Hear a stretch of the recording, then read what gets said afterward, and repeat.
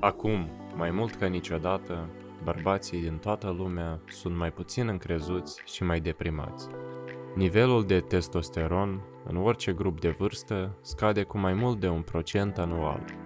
Multe obișnuințe pe care le are societatea noastră la momentul dat nu existau mulți ani în urmă. Dar ce s-a schimbat de atunci și până acum? Este faptul că orice bărbat de acum are acces la informația dată și va fi o prostie să nu se folosească de ea. Ai nevoie să înveți totul ce este pozitiv pentru tine și cum să eviți totul ce este negativ. Astăzi vom trece peste 10 lucruri care distrug încrederea de sine a unui bărbat și bunăstarea sa. Asta fiind spus, încrederea de sine este ceea ce trebuie să ai și să obții. Când întâlnești ceva ce te sperie, doar încrederea de sine te ajută să treci peste asta. Astfel, este esențial să distrugi totul ce îți oprește dezvoltarea încrederii tale. Numărul 1. Consumul excesiv de content. Excesul de TikTok, Instagram Reels și video de format scurt au o influență semnificativă pe bunăstarea creierului tău. Aceste aplicații au angajat cele mai inteligențe minți ca să studieze comportamentul nostru uman și au implementat cele mai adictive sisteme posibile.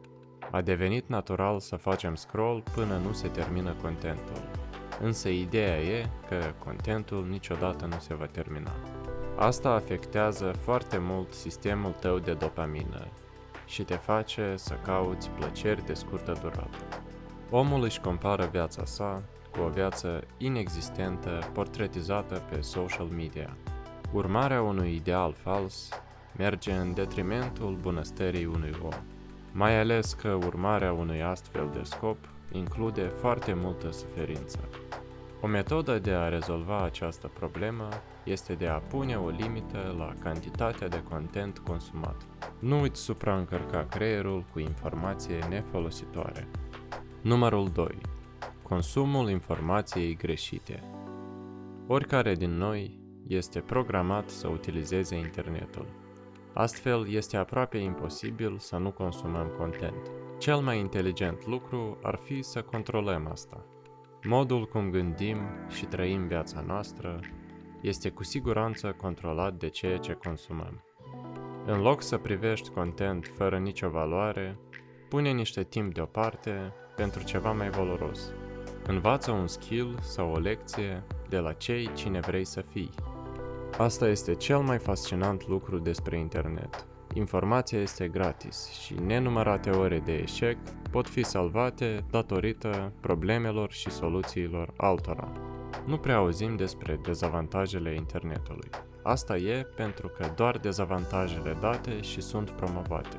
Așa că învață-te să primești plăcere din privirea, citirea sau ascultarea contentului care îți va face viața mai bună. Numărul 3.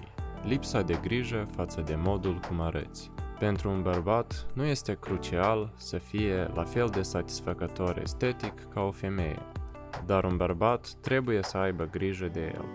Lipsa kilogramelor în plus și un nivel scăzut de grăsime, la fel cum și o masă musculară, reprezintă un avantaj foarte mare. Un bărbat îngrijit va primi mult mai mult respect ca unul care nu este. Viața este o competiție din orice perspectivă, așa că ai nevoie de orice skill care poți să-l obții. Este vital să fii unic printre alți oameni. Din acest motiv, mulți bărbați primesc mai multă atenție feminină, pentru că sunt unici pe lângă un bărbat average. Construiește-ți un personaj puternic. Asta este locul unde stă succesul adevărat. Numărul 4. Scuzele. În zilele noastre, vedem mulți oameni care se plâng de viețile lor, sperând să primească ceva afecțiune în direcția lor. Adevărul e că atunci când un om depinde de alții ca să fie fericit sau satisfăcut, el niciodată nu se va simți încrezut și nu va atinge scopurile sale.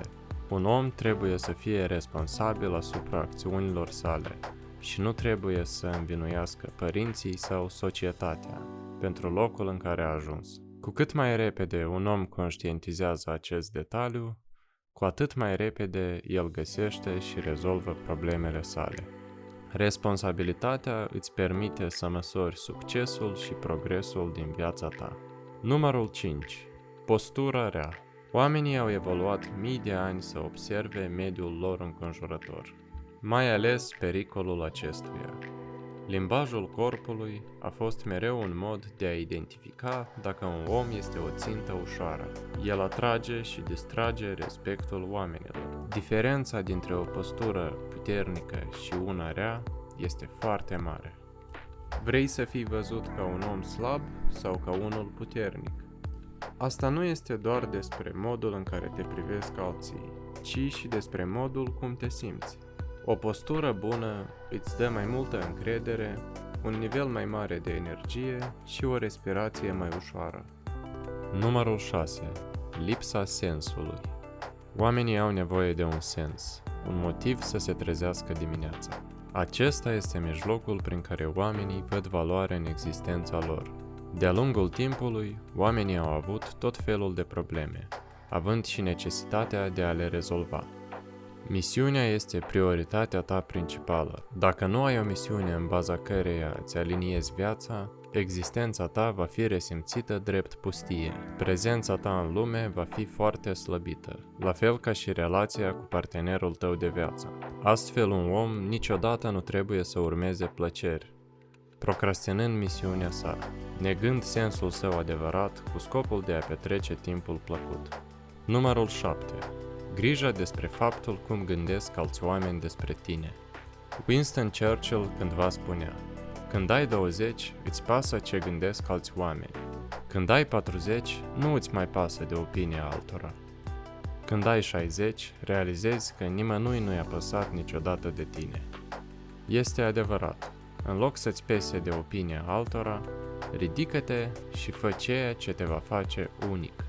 Următoarea dată când privești un film, vei realiza că orice caracter are comportamentul său propriu și personalitatea sa proprie. Asta este foarte important, pentru că ei nu erau să aibă o valoare ca personaj dacă ei nu erau unici. Așa că gândește-te, dacă tu ai același personaj ca toți din jurul tău, este imposibil să ai un rol special în societate. Tu nu vei avea un sens sau un drum pe care să îl urmezi. Vei fi la fel ca toți din jurul tău. În același mod în care poți primi un 5 la test, poți primi și un 5 în viață. Numărul 8. Nu aperi ceea ce crezi tu. De la începutul timpurilor, regii și liderii au luptat războaie nenumărate pentru privilegiul de a comanda și a influența asupra oamenilor lor. Ei nu au ezitat să spună ceea ce cred și ceea ce vor să se întâmple. Din acest motiv e important să aperi ceea ce spui. Altfel, tu nu reprezinți nimic. Motivul și drumul tău în viață sunt definite de ideile tale. Respectă-le chiar dacă ești singurul care o face și vei fi răsplătit în viitor. Numărul 9. Lipsa abilităților sociale. Comunicarea cu oamenii este o abilitate pe care trebuie să o ai. Este o abilitate prezentă în societate printre toți oamenii puternici. Odată ce înveți cum să influențezi o persoană, ușile oportunităților se deschid foarte larg. Însă, unele metode utilizate de alți oameni sunt foarte negative. Vom discuta acest subiect în alt video. Un om care nu este capabil să interacționeze cu alți oameni va avea foarte multe dezavantaje, cum ar fi prezența unei echipe rele în jurul tău sau o relație foarte rea cu partenerul tău de viață. Ești obligat să înveți oamenii. Este crucial. Numărul 10. Tendința de a fi plăcut de alți oameni. Societatea vrea ca tu să ai un suflet moale, însă, în calitate de om puternic, trebuie să fii capabil să te descurci cu orice circumstanță apare în calea ta. Unul din cele mai faimoase proverbe chinezești spune în felul următor: e mai bine să fii un războinic într-o grădină decât un grădinar într-un război. Ai nevoie să înveți când să fii bun și când să fii sever. Așa că nu te pune mai prejos decât cineva din motiv de bunătate. Vei regreta foarte mult. În concluzie, putem spune că cel mai rapid mod de a te dezvolta este să înveți din propriile greșeli. Dar mai important e să înveți din greșelile altora. Un om învață din greșelile sale, iar un om înțelept învață din greșelile altora. Un om poate să-și schimbe situația doar dacă iese din zona de confort înspre frică și pericol. Greutățile sunt cheia pentru a produce caracterul care vrei să fii. Astfel, vei descoperi puterile și slăbiciunile care altfel ar fi rămas necunoscute. Nu uita să apeși butonul subscribe și butonul like pentru a mai afla multe chestii interesante.